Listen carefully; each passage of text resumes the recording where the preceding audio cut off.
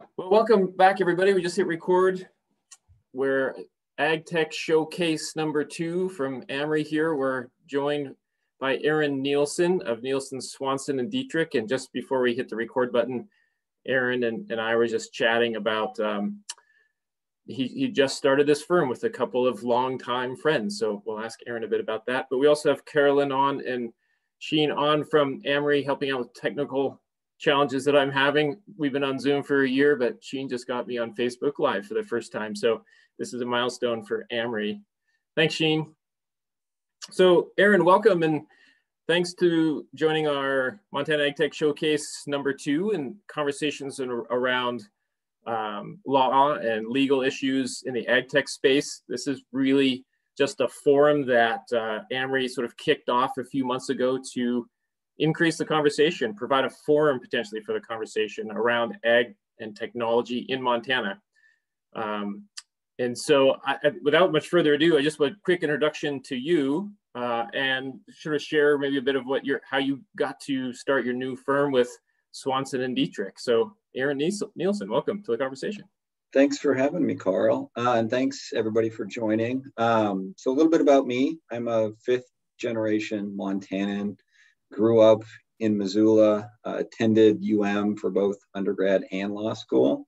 After law school, I started out in Seattle for about 5 or 6 years, had a kid and wanted to raise him. I have a daughter now too, back here in Missoula around family. So that brought me back here around 2015. Have kind of fairly broad experience. I've tried out different areas of the law, and kind of where I've landed is in the transactional area. So while I do have court experience, I do have some litigation experience. I'm more a deal making guy. I like writing the contracts, don't like suing people if I don't have to do that. And that's part of, I guess, the bent with our firm. I'm partners with 2 other guys, both Missoula natives, one of whom I've gone to school with since 4th grade. Back then, we were studying the Declaration of Independence. We created our first legal document then, the Declaration of Girls, which wasn't anything more than just identifying the girls we liked the most at that point in time. So just kind of a funny, I guess, tidbit there. And then the other guy I've known since high school, one's a tax attorney in Portland. The other is a land conservation attorney in Helena. And so he, keeps big pieces of land open for generally public use, which people in Montana obviously probably would love him for that. But we all have basically real estate and business backgrounds with very varying focuses. I represent a lot of tech companies and telecom providers in Washington and Montana. And with that experience comes just a lot of deal making around real estate and ag issues, and the background with contracts that tie into tech kind of play into this presentation. And so I can go through, and I have some materials prepared, but I wonder if the better approach might be just to open it up to some Q&A if people want to get their questions answered first. Yeah, let's see. Sheen, are you seeing anything on Facebook for any Q&A right away? Nothing yet. I don't see anything in the chat, Aaron, either. So let's dive in. Let's do it. Go ahead and let's show your materials. But I just like to note, I think it's really interesting. You're essentially a startup yourself, and so here you are, sort of in this conversation around technology, often associated with startup businesses, but technology in ag so far seems to be a burgeoning area in Montana. There hasn't been a lot of activity yet, but things are starting to get going. We've worked with a couple of small businesses that are deploying technologies into ag in quite interesting ways. So we'll go into that a bit later, but if you want to, do you have a presentation you want to pull up? No, I just have some notes. It wouldn't be pretty, I think, if I shared. So I might just go through it if that's okay with you. Yeah, please do. Yeah, to your point, Carl, with my firm, and I guess any real industry, the technology right now and the not only software platforms, but the artificial intelligence and the products that can kind of tie into various industries, there's a lot of change going on. And at one level, that's really exciting because it creates opportunity. And part of the model, at least with our firm, is we can reach individuals and businesses in different locations without needing to have, a brick and mortar location. And so the scope of people we can help, you can do that, I guess, a broader scope, and you can do it more cost efficiently because you don't need that retail or business presence in every location where you're helping somebody. And I think that corresponds to ag too. And so some of the common problems farmers are facing is, there's more people on the planet. There's obviously a need to feed those people. Expansion in construction and less farmable areas, high costs, labor shortages. There's,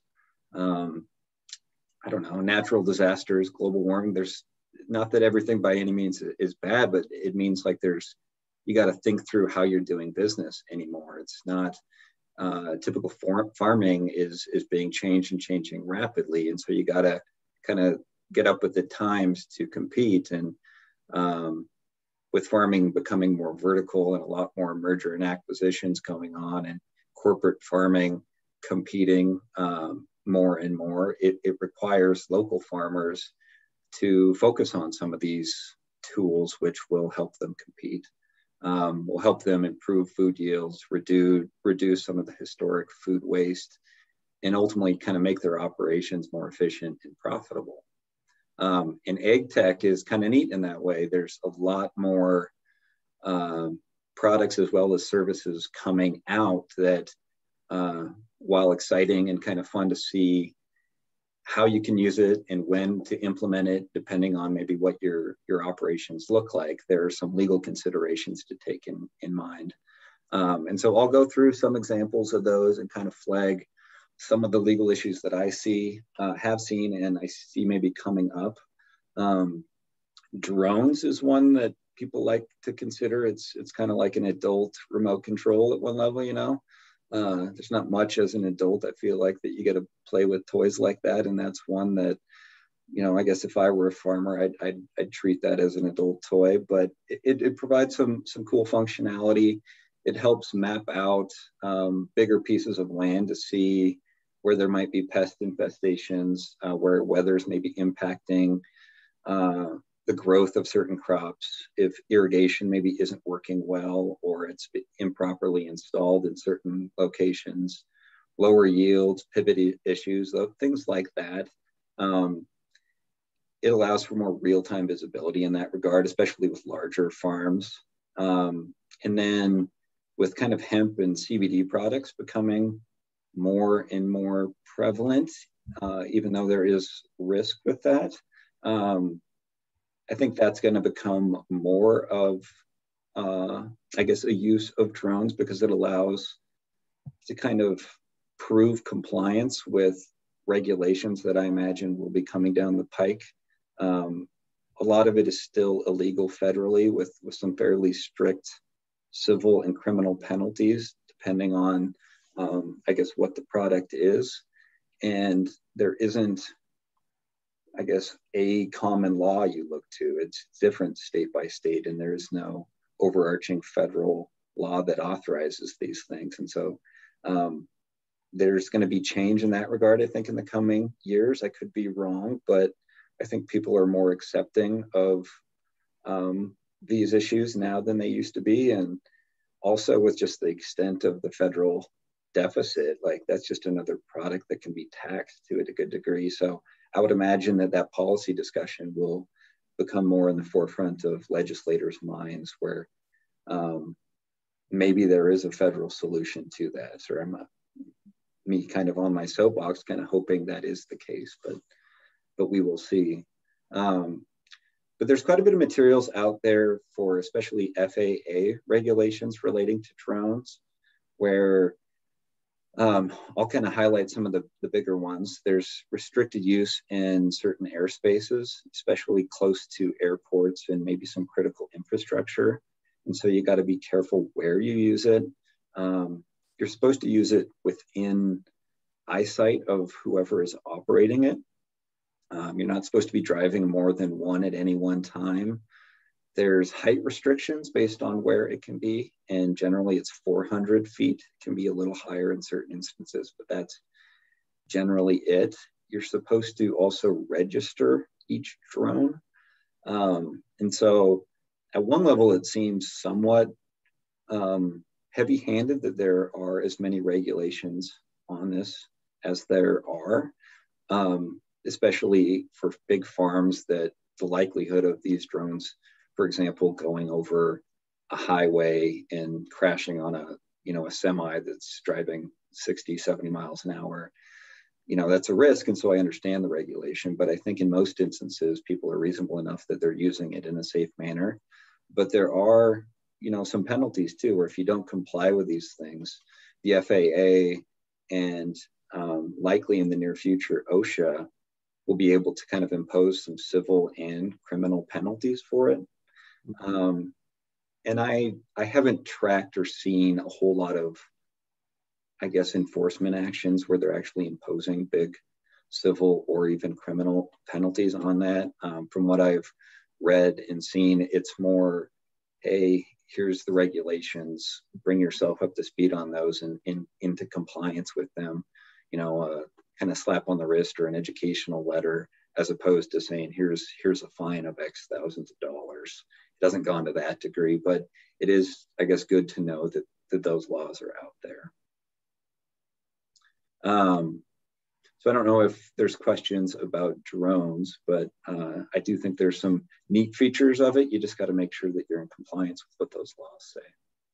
Yeah, I think actually you touched on that. That's in our last AgTech showcase. It was focused on cattle, and we had two firms on from Israel that actually are doing business in Australia. And in Australia, they're allowed to use drones completely autonomously, in a sense that they don't have to have anybody in sight. So they're using drones with the algorithms to actually herd cattle without any people present. And they use the drones also to image the grass or the foliage to know where they should actually move the cattle to. So it's essentially an entirely remote action. Do you see that as, right now, as we understood, we cannot do that in the United States because of the regulations you were just laying out.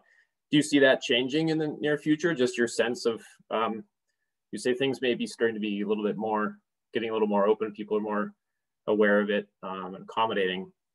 But what's your thought on how quickly these things may change? Honestly, I'm not that close to, I guess I don't do lobbying, so I don't know at any state or federal level if there's much push for, creating a statute, or even at the agency level of changing these regulations. There is the ability, I know, to seek a waiver. And so if these regulations are too strict for your location, you can submit a request for a waiver to say, hey, look, I'd like to not comply with these three things, but overarchingly, I can still comply with the main goal of it, of keeping people safe and not causing harm to people or property. And so that, I know, is there. I do imagine that in time, it just takes a while to kerchunk through the process of changing laws that are generally focused on how things used to be to how they are going to be. And at one level, that's for good reason, right? Because you don't want to just willy-nilly do things based on instinct. You want to have data to kind of support the laws and policies that you put into place. But I wonder if there will be the ability for maybe states to modify some of these FAA regulations, depending on, especially if you're close to highways or roads and how traveled those roads are. I think that's where most of the concern is. But I haven't heard anything, honestly, about that issue. With any of the companies that you work with, if they're using drones, do you feel like it's currently the regulations of the United States are hampering their ability to compete? Is that even an issue you've kind of touched on with anybody? Yeah, I guess I work with more small to medium-sized farms and I guess ranches, and they haven't, they've implemented some of these, and some of them I think have kind of gone through with the regulations and registered and are in compliance, and others are just kind of, I guess, testing the waters. It's still relatively new, and there's a lot of products out there where, and so like analyzing which to use and how to use them can be overwhelming, even though it's still a relatively new field. And so in my experience, a lot are evaluating, but haven't really pulled the trigger, so to speak, on, spending the capital to figure out how best to use it. And so they've kind of just tinkered with the various products to figure that out so far. Yeah, certainly. Yeah, that makes sense. So it's really the sort of the valuation of cost benefit analysis to using the technology at this point that's causing things to not necessarily slow up, but is governing the speed of its adoption. Right. Yeah. Interesting. Okay. Yeah, and I think you touched on another one there that sort of came up, which is also with hemp in particular, but the regulations there and using drones, but all maybe also other technologies to improve the traceability of the product. And so if hemp, for example, requires more traceability, technologies may allow for that, right? AgTech may be used in that way. Is that an area that you've also worked in? Yeah, a little bit. And I think where I've seen it is more kind of on the marketing side, honestly. And I mean, there's legal considerations for that, but the consumer and processors really want to know, I guess, the situation on the ground, so to speak, of, soil conditions, how things are being used. And so like if you can put together a QR code that somebody in the grocery store can scan and see back at where the food came from, and different certifications maybe that the farm has, and how clean their soils are, and how well they treat their animals, like different things that people care about, and there's more transparency in that. Yeah, there's more upfront cost, I think, to kind of get that all going, but I also think that that's where a lot more people are headed in terms of educating themselves and making informed decisions on who they purchase from, even if it costs a little bit more. Yeah, that's, definitely part of one of the challenges in Montana is often getting your product to market or to the customer if the customer is not here in the state, particularly with beef and all the regulations that go along with that. So I wonder if there are some technologies potentially that might improve the ability to go from ranch to customer to the USDA regulations. Yeah, and I have not seen that. I've seen, again, just the marketing side of it, but I do think like this is obviously a big industry. And what's kind of interesting to me too is that a lot of the entrepreneurs who are creating the new services and products are the ones with the experience in these fields who live probably more in the rural areas. And in those rural areas, there's generally less access to investors and VC funding. So part of that is just what are the best avenues to get your idea out there? Because the average farmer probably has really good ideas for how they can improve their operations, but then how you get that idea into operations and creating an intellectual property and getting it out to market, like there's a lot to learn about how to do that, and a lot of cost involved in that. And so I know, for example, because I work with Blackfoot Communications, they have an accelerator program called C2M Beta that is kind of focused on helping not just businesses in cities, but also in their rural communities that some of the rural phone cooperatives service kind of reach success with the business and product and service ideas that they have. And one, I don't remember what it was, but I do remember it was an AgTech product. And it's kind of neat to give people and farmers in these rural communities a forum like that to get their ideas out and hopefully get some investors to push their idea forward.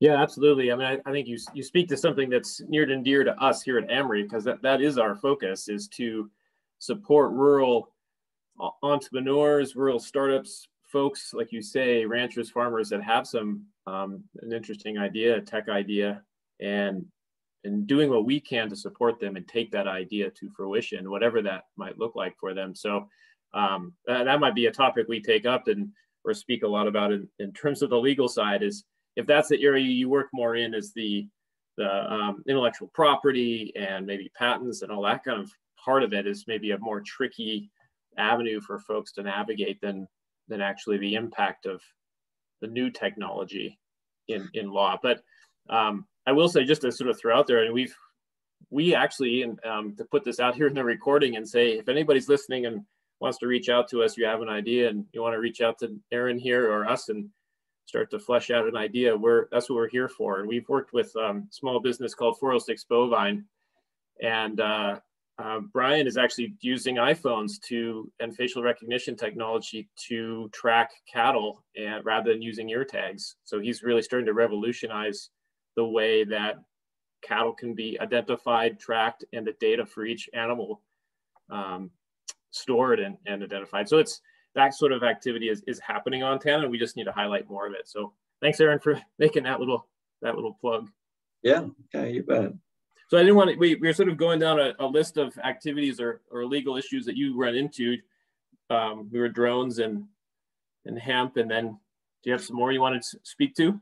Yeah, another one is kind of unmanned vehicles. That I think that is becoming more and more the norm, and it will be more in the future. There's obviously some benefits of that, because there's fewer individuals that you need to, I guess, pay to kind of operate those vehicles, and they can do anything that the typical implements and farming equipment can do. But there's obvious liability concerns there, and that's where my mind goes. Where what happens if maybe your Wi-Fi connection that is used to run those pieces of equipment isn't working properly, or if it just diverges off the route that you've created, or what one of a number of different issues. It can cause property damage. It can run through a fence and go onto a road and collide with a vehicle, worst case scenarios like that. And so, in these companies, by and large, they're testing and making sure to the best of their ability that these products don't do that, right? And so there's a good degree of assurance that it won't happen, but it doesn't mean it can't happen. And so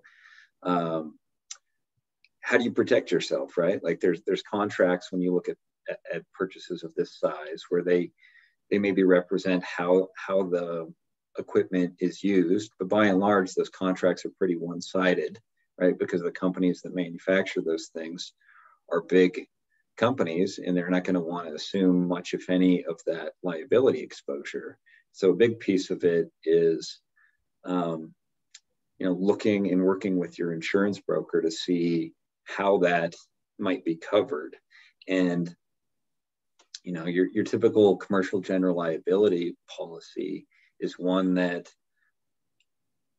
I don't know if it contemplates unmanned driving vehicles, right? And so, and I've worked with quite a few insurance brokers on all sorts of business policies, and that's one that I think you have to vet pretty thoroughly with your broker to see.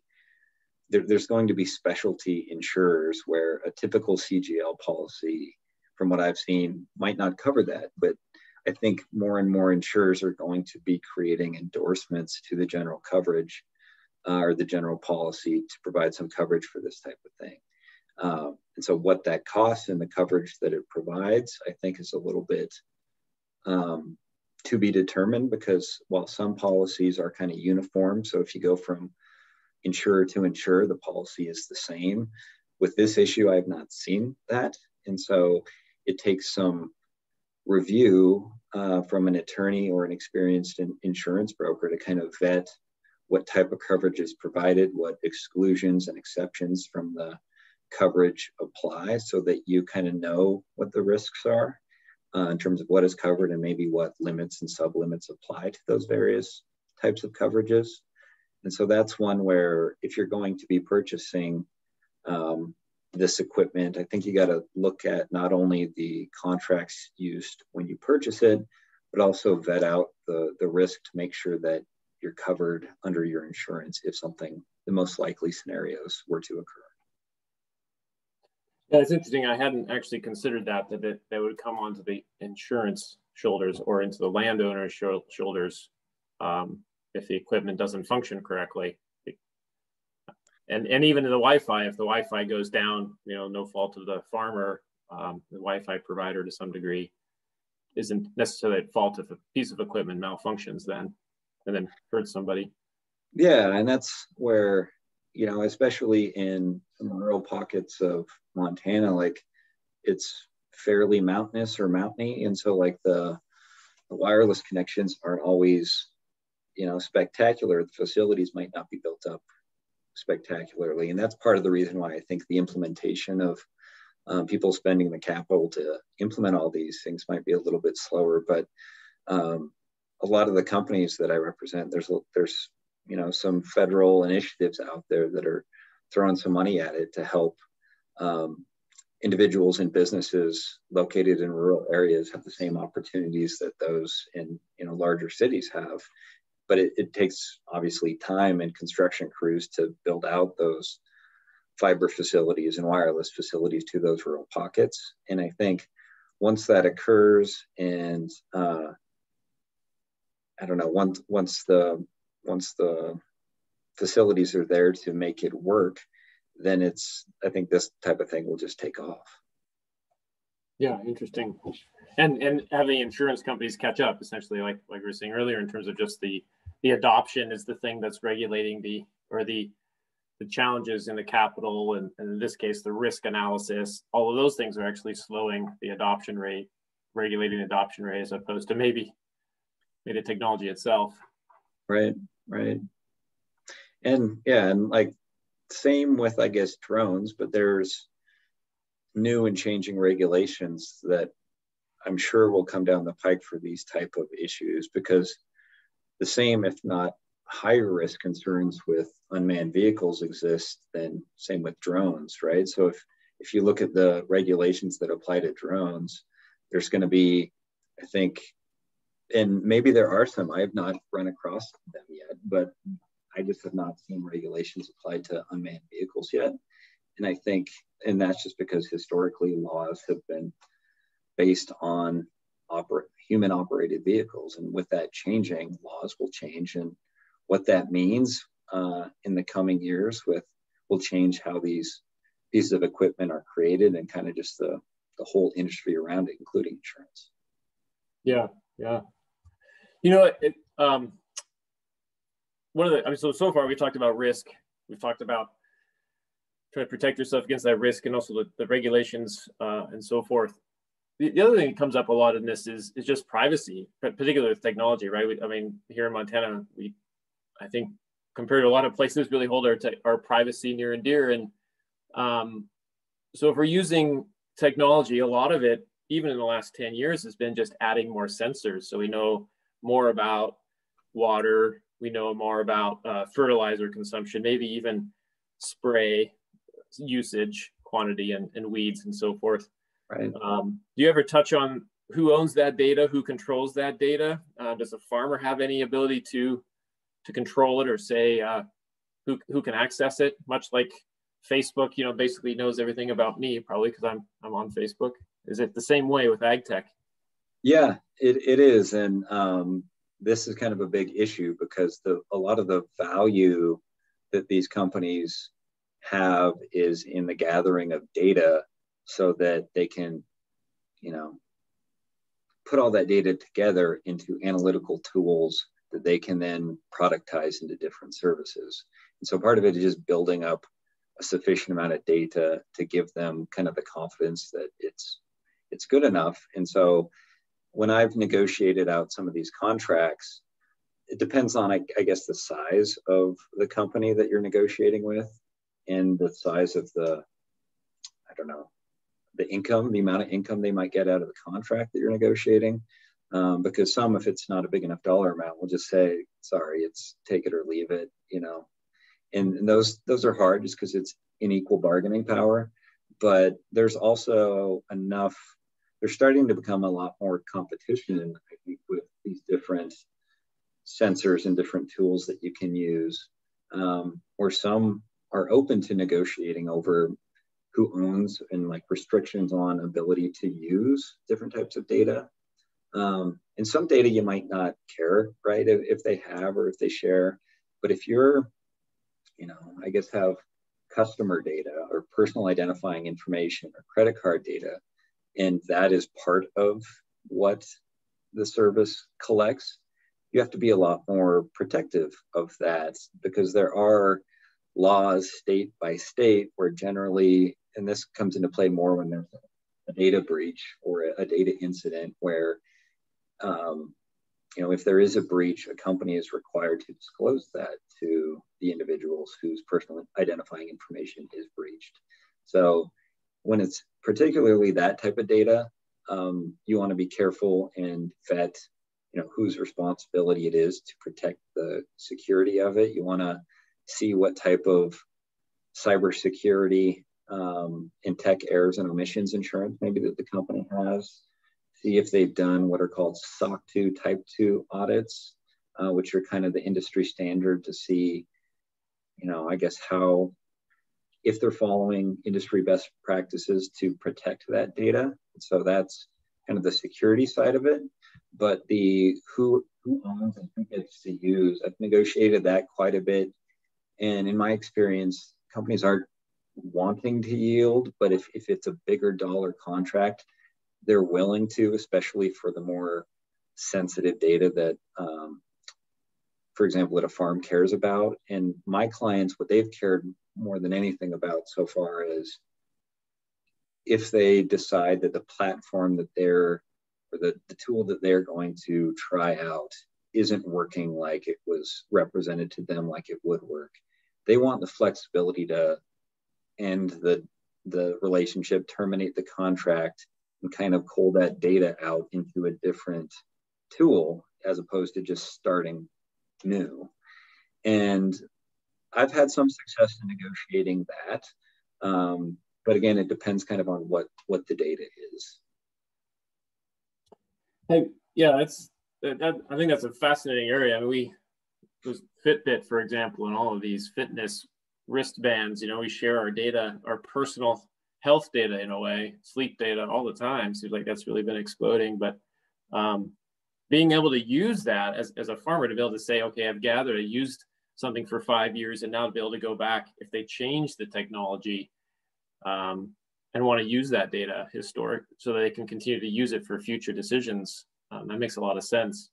Have you worked with any or sort of see small startups? You're saying typically you're negotiating these with very large tech companies that are wanting to aggregate this data.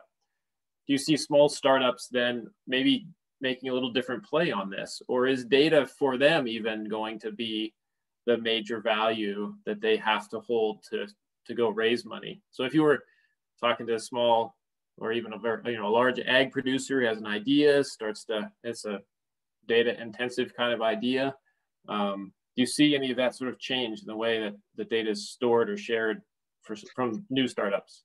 Yeah, I do. And I think there's different approaches with different businesses. Some use kind of open API sources where like their philosophy with business is just kind of sharing data. Like they don't monetize it so much based on the data, but based more on the platform and the functionality that comes out of the platform. Whereas others, there's the platform too, but I guess the service that they provide is based on the data that comes from it. And so, for example, the sensors, there might be, well, how much water is in this soil? What are the minerals that compose this soil? That type of stuff is, you cull from that, and you can tell more geographically, maybe not just farm by farm, but even geographically what soil compositions are like, and hit bigger markets. And so companies like that have more value to, I guess, owning is kind of interesting, like I don't view it so much as owning, but like right to use. And is it exclusive right to use, or is it one where after the contractual relationship ends, do both parties get to continue using it? And that's where my clients have so far been fine with that approach, right? They don't want, for example, personally identifying information that they, that a company gets from their use of a service to be sold to competitors, for example. But if it's just coalesce data to provide a data set, but it's not tied to them such that it can't give a competitor a competitive advantage over their farm, for example, they're fine with it. And so it just kind of depends on what the data source is. Yeah, have you seen, you were kind of mentioning this earlier, but have you seen a shift maybe in people's, particularly farmers or ag producers that had been historically maybe more protective of this and sort of shifting to sharing it more broadly, or has that always kind of been an ethos? Yeah, and I guess this is more recent in my practice. I've done it for a couple of years. And I think because it's relatively new, and even in other industries, I think like data and who owns it and who has the right to use it, and data protection, in my experience, like became a big issue, I'd say starting maybe 5 years ago. And so I don't think I think over that span, there's been a big shift in realizing the value of data. And so, I guess negotiations have been more important than ever for protecting that, because there's value in it. But again, like the main value that my clients so far have found is being able to transfer that data to a new solution as opposed to losing it. That's what mine have mostly cared about. In addition to just making sure that if there is a data breach, and if it's tied to personally identifying information, like names, addresses, credit cards, like that type of stuff, that if there's a breach, they don't want their customers to come back at them and say, look, you're liable because the service came through you, the platform that you kind of made available to us, and kind of the liability goes up the chain. And so you are not only kind of trying to make sure that the company that you're using has good data protection policies and practices and insurance in place, but when you're negotiating contracts with these, you want to look at, for example, limitations of liability provisions, where maybe they cap the amount of their liability exposure to you at X amount of dollars, and that, or the first 6 months or 12 months of revenue that they got out of you, they cap it at that amount, and they exclude certain types of monetary harm that you can't get from them. And so those, in my experience, are where I've negotiated most of these issues. And these are standard, not just in these type of contracts, but in tech contracts generally. And a lot of times companies are willing to budge some, but not a ton. And that's why I think insurance is really important, to make sure that,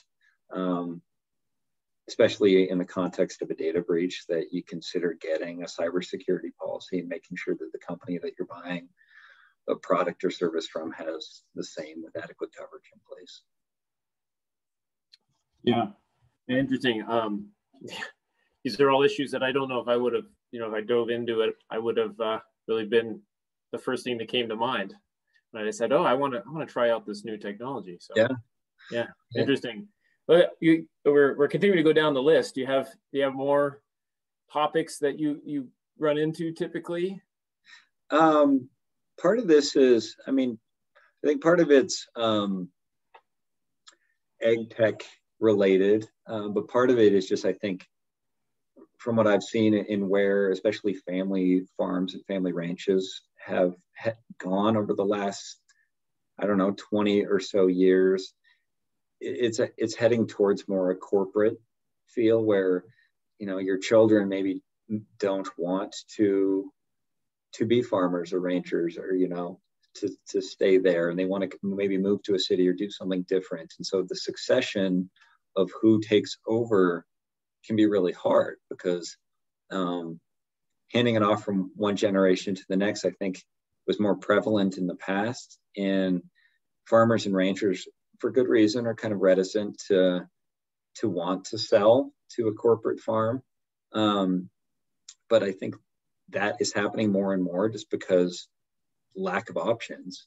But I do think if your kids, for example, aren't going to take it over, you really have to start thinking about these implementing AgTech practices and driving efficiency and reducing costs and improving your operations, because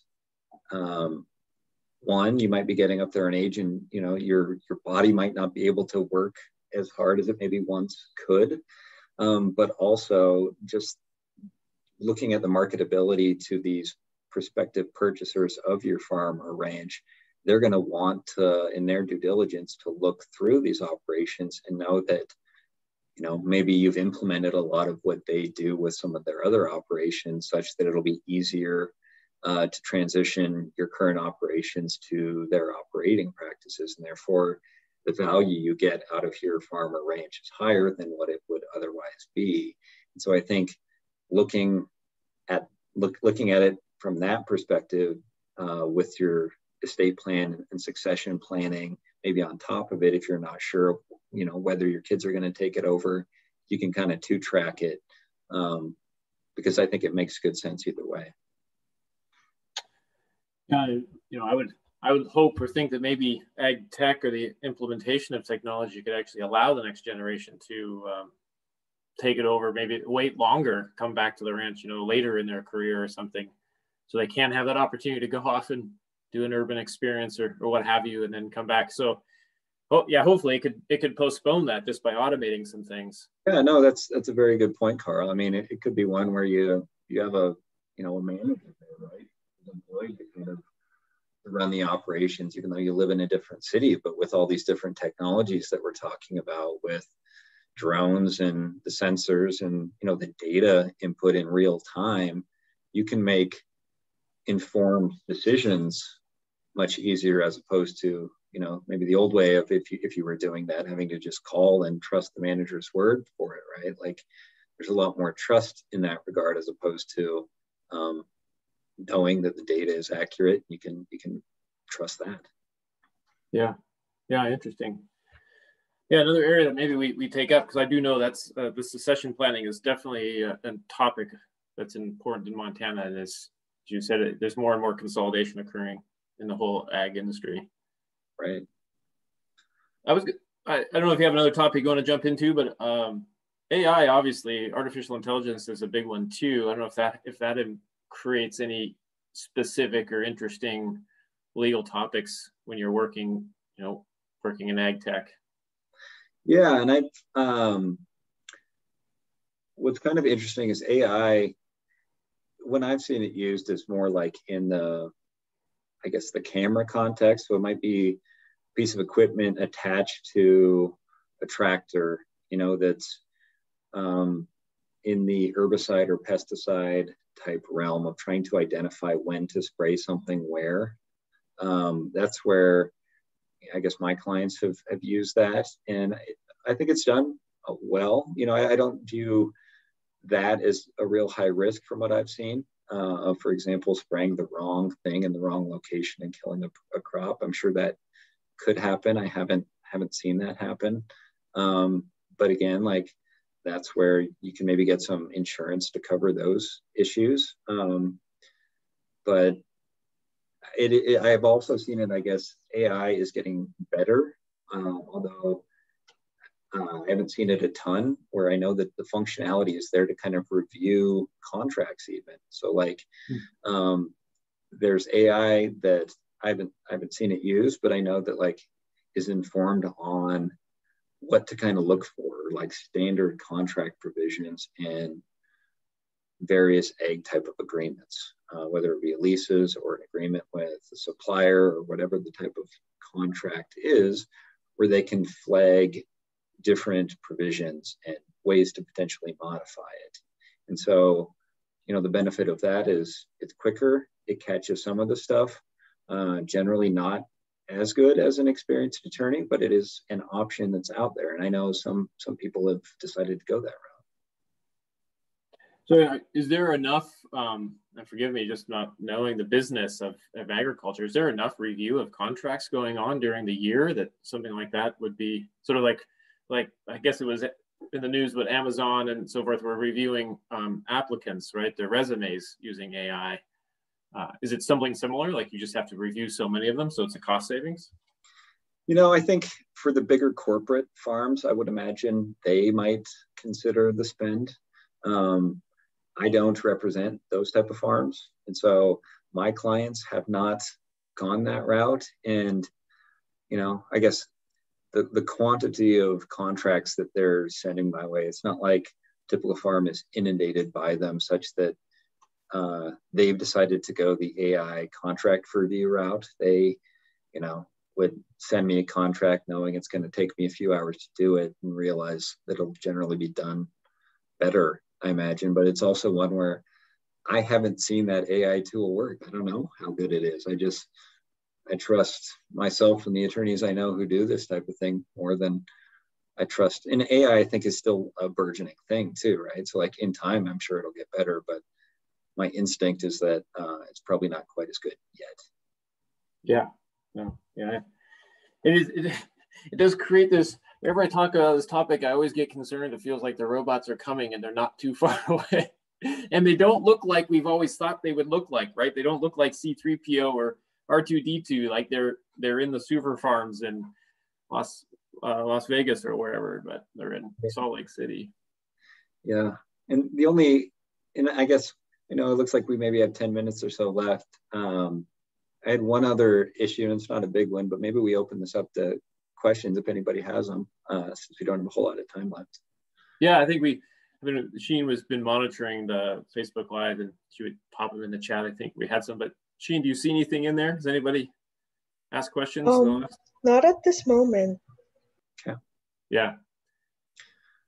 I mean, before we jump off, I think let's address this topic you want to talk to, Aaron. But I also want to just come back to your sort of point about capital access and intellectual property and the ability of ranchers and farmers in Montana to follow an idea, launch a business or an idea.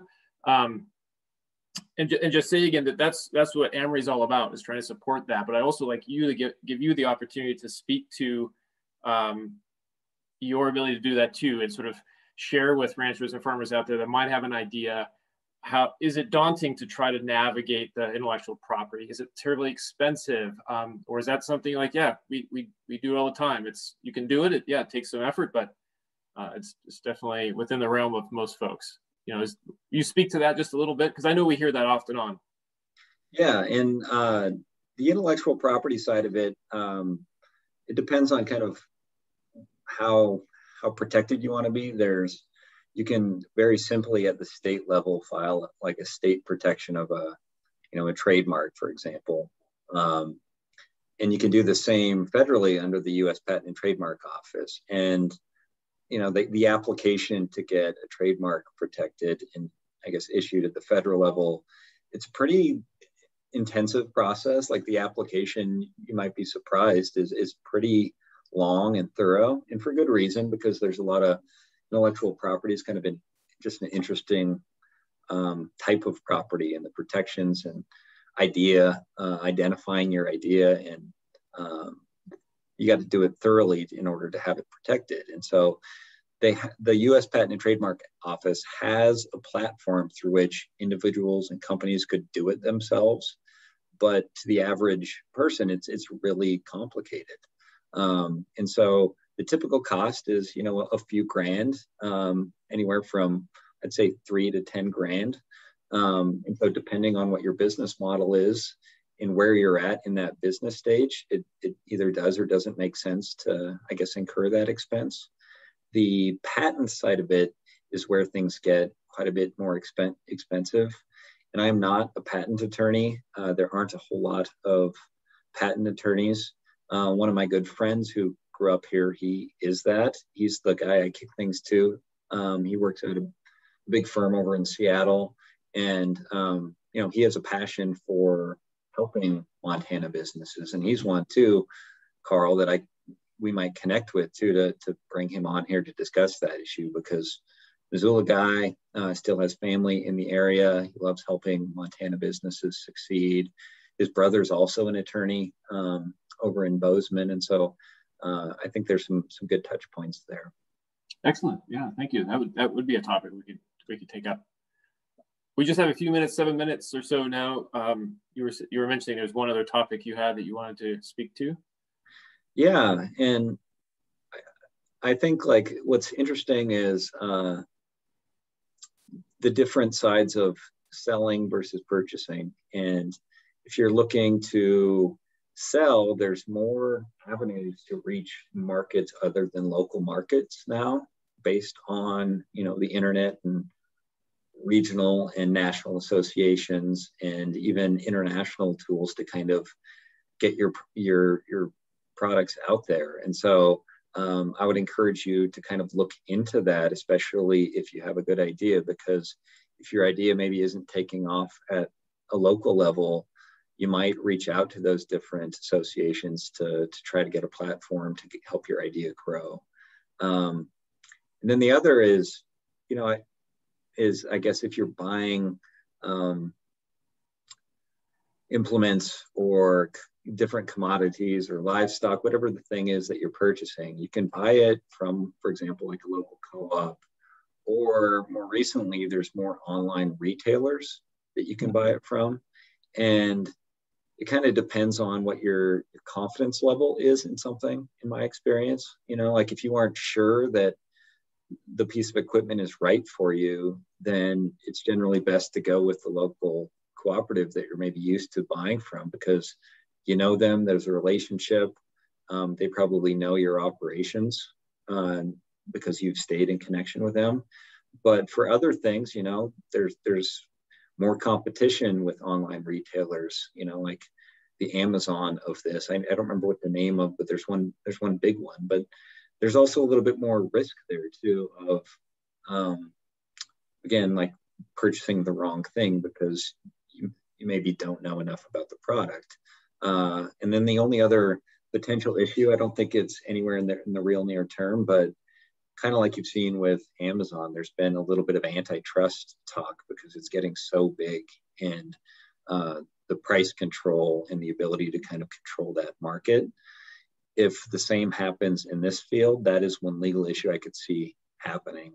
But I would hope that like there's some potential with creating nonprofits and cooperatives where, especially at a regional or state level, you might be able to have a direct to consumer approach that farms create, as opposed to having to go direct to other, I guess, producers.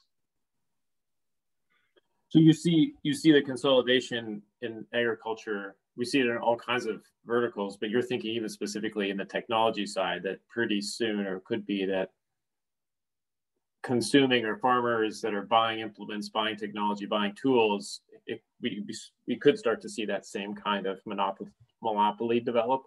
Yeah, I mean, it's, you know, at one level it's a website or an app, right? But in warehouses and just somebody with the expertise in scaling it, I could totally see that, where it just changes the approach from a local cooperative or, you know, a local supply store to an online retailer. And if you know the piece of equipment that you can buy, and you can buy it at the local store for X, and you can buy it online for a fraction of X, you know, like that changes how you do business. But I just think there's different risks associated with that. And, you know, if the thing breaks and you got to return it, and the local store is just down the road, versus having to ship an enormous piece of equipment back, like there's all sorts of different complications that you got to consider there. Yeah, for sure. Yeah, we've seen a huge growth in just the acceptance of buying stuff online, but also at the same time, I think a drive for buying local. So we'll see how that plays out. But yeah, that's a cautionary note to take a note of, for sure. Well, it's about 4 minutes to the top of the hour, and Aaron, thank you so much for being on with us in this second AgTech showcase and sharing what you know. And for all those folks out there that are maybe not listening currently, but take a look at this, reach out to Aaron. He's on our Facebook page. You can find him at his website. We'll post that up in the Facebook as well, if that's good for you, Aaron. And again, congratulations on your new firm and your new efforts, and really appreciate the work you're doing here in Montana and for the technology startups and the ag clients that you have. So look forward to talking with you some more. Any last thoughts or notes, or shout outs you want to put out there? Yeah, and thank you, Carl, for putting this on. I think it's great that, people are moving to Montana, and the more I think, especially investor dollars we get, I think the more we can get good paying jobs here too, which is something that different pockets of Montana struggle with. And so kudos to you and what you're doing here. And I appreciate you having me on. Yeah, you're most welcome. It's fun work to do for sure. So, well, thanks again, Aaron. Thanks, Sheen. Thanks, Carolyn, for being on as well. And until next time, in 2 weeks from now, we have our next AgTech Showcase 3 will take up using technology for improving your value chain in grain production. We have a couple of companies on, so that'll be our next topic. Great. Until then, take care, everybody. Thanks, Aaron. You bet. See you guys. Thank you.